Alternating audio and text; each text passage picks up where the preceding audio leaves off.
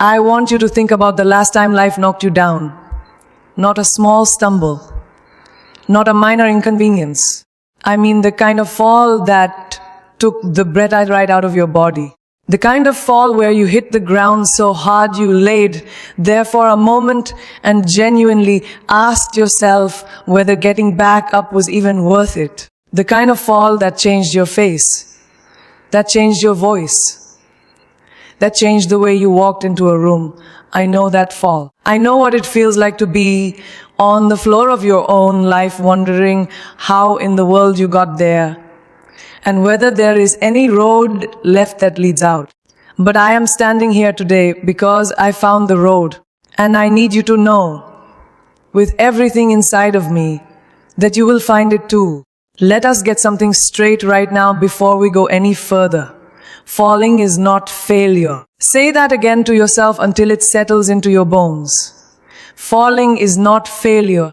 Failure is a story we tell ourselves when we confuse a chapter with the ending. Failure is what happens when you fall and decide that the floor is where your story stops.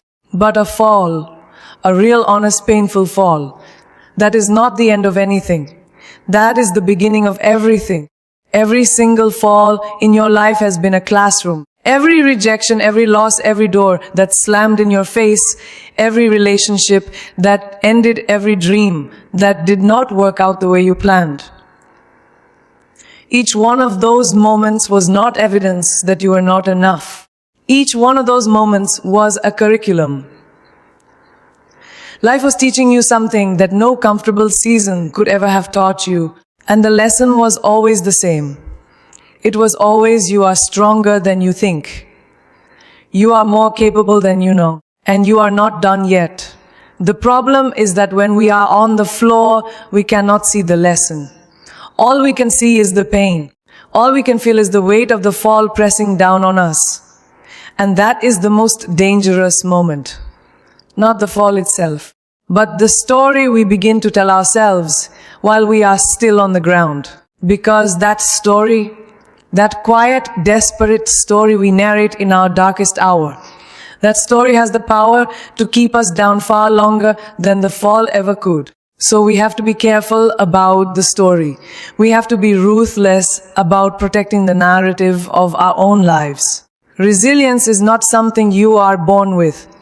I want to push back on that idea completely and permanently. Resilience is not a personality trait reserved for a chosen few. Resilience is not something written into your DNA that either shows up or does not.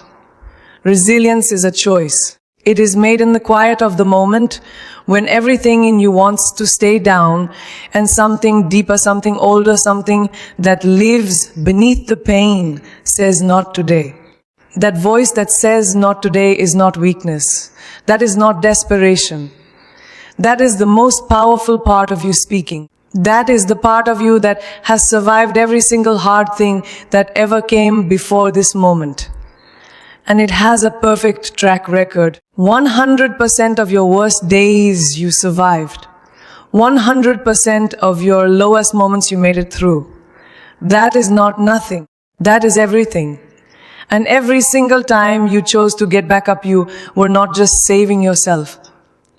You were building something. You were laying one more brick in the foundation of a character so solid, so deep, so unshakable that eventually nothing life throws at you can knock it down permanently. Every time you rose, you got stronger. Every time you chose to try again, you got wiser. Every time you refused to let the fall be the final word, you became more of the person you were always meant to be.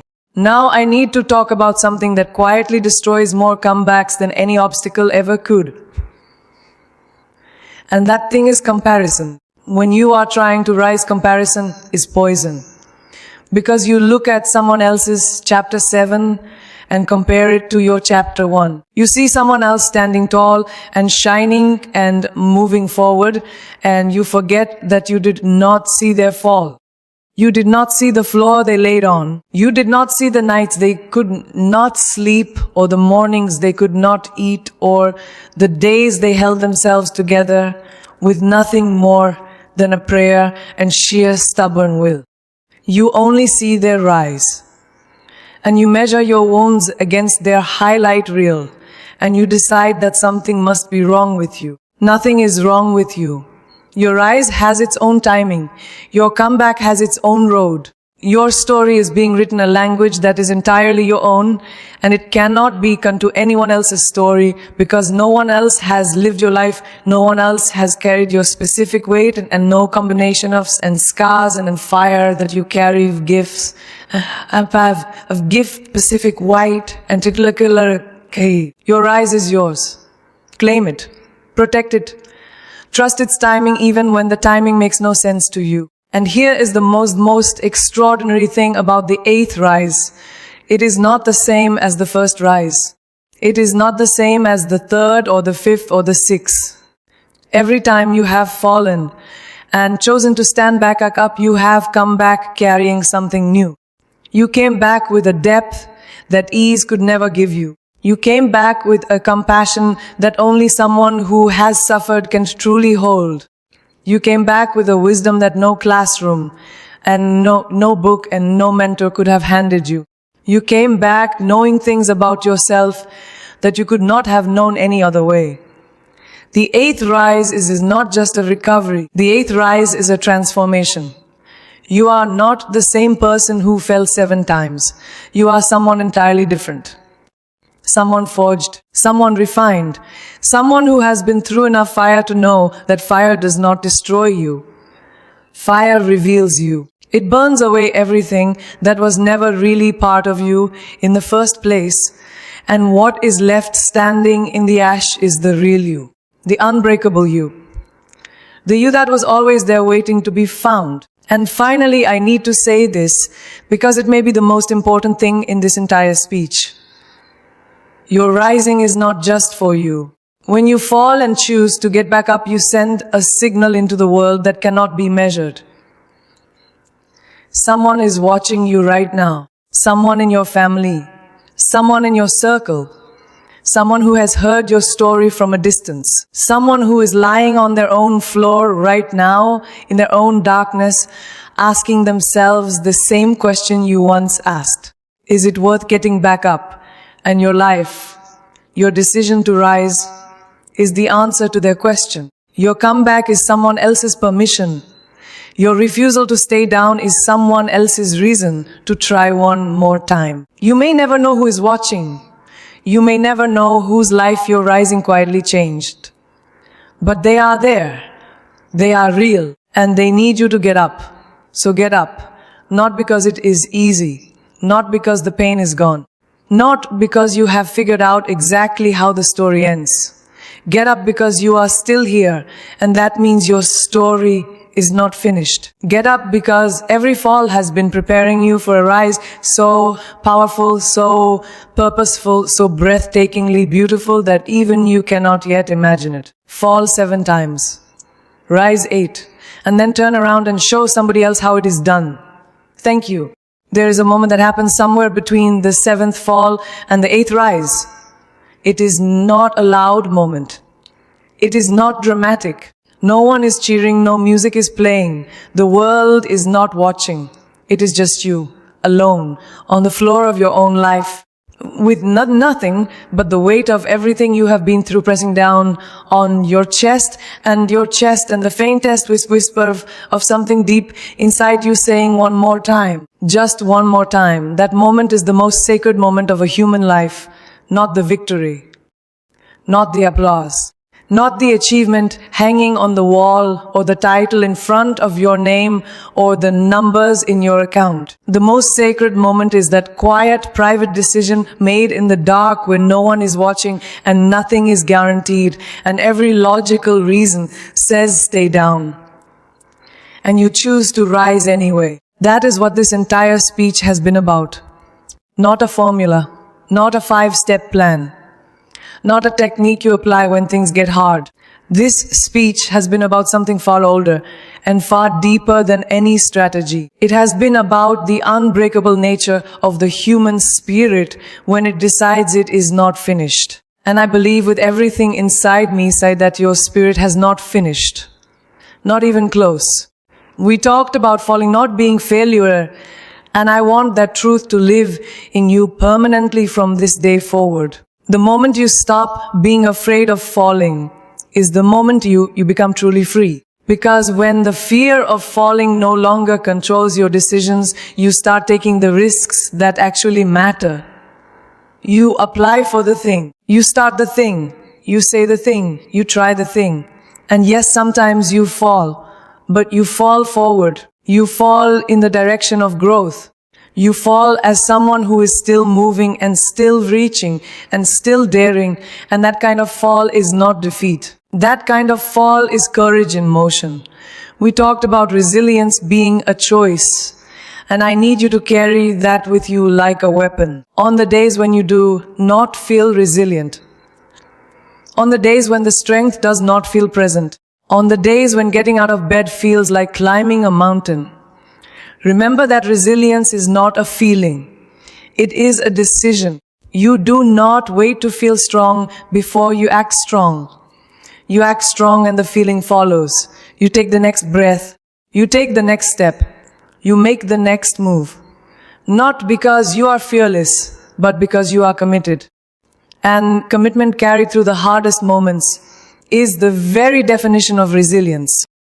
We talked about your past not defining your rise, and I want to be very clear about something. Your history is not your identity. The things that happened to you are not the truest things about you. The losses you have suffered, the mistakes you have made, the seasons where you completely fell apart. None of that is the headline of your story. It is the context. It is the background. It is the before picture that makes the after picture so extraordinary. And every single person who has ever risen from something difficult knows that the fall gave the rise its meaning. You cannot have the testimony without the test. You cannot have the depth without the descent. And you cannot fully appreciate the view from the top until you remember what it felt like to be at the bottom. We talked about every setback carrying a secret, and I want you to become a student of your own setbacks. The next time something does not work out the way you planned, instead of asking, "Why is this happening to me?" ask, "What is this here to show me?" That one shift in question changes everything. It moves you from victim to student. It moves you from powerless to curious. And curiosity in the face of difficulty is one of the most powerful forces available to a human being. When you approach your hardest moments with the question of what can I learn here, you stop being destroyed by them and you start being educated by them. And an educated soul is an unstoppable soul. We talked about comparison killing the comeback, and I want you to make a decision right now in this moment to stop measuring your journey against anyone else's. Your timeline is not broken. Your path is not wrong. Your pace is not too slow. You are exactly where you are supposed to be, given everything you have been through and every chosen and every single step you have taken, even the steps that live in the steps somewhere you did not intend to go. All of it counts. All of it is part of the design, and the design is yours alone. No one else can live it. No one else can replicate it. No one else can take it from you. And we talked about your rising, giving others permission, and I want to end here because this is the part that matters most. You were not put on this earth to play small. You were not given your specific combination of wounds and wisdom and gifts and fire so that you could shrink yourself into a corner and live a life half as large as the one you were made for. You were given all of it so that you could show up fully, so that you could be the living, breathing, walking proof that it is possible, that you can fall 7 times and rise 8. That the floor is never the final destination. That the story is never over until you decide it is over. And you, my friend, have not decided it is over. So here is what I am asking of you as you leave this moment and walk back into your life. The next time you fall, and you will fall because falling is part of the journey of every person who is reaching for something real. Do not let shame be the thing that keeps you down. Do not let the opinion of someone who has never dared to try be the weight that holds you to the floor. Do not let the voice of self-doubt convince you that this particular fall is the one you cannot come back from. Because you can. You always can. You have proven it every single time before, and you will prove it every single time again. Fall 7 times. Rise 8. Rise for yourself. Rise for the person watching you from a distance who needs to see that it is possible. Rise for everyone who prayed for you when you could not pray for yourself. Rise for the version of you that kept going on the days when everything said stop. Rise because you are not finished. Rise because the world needs what only you carry. Rise because on the other side of this fall is the most extraordinary version of your life waiting patiently and faithfully for you to show up and claim it. The floor was never your home.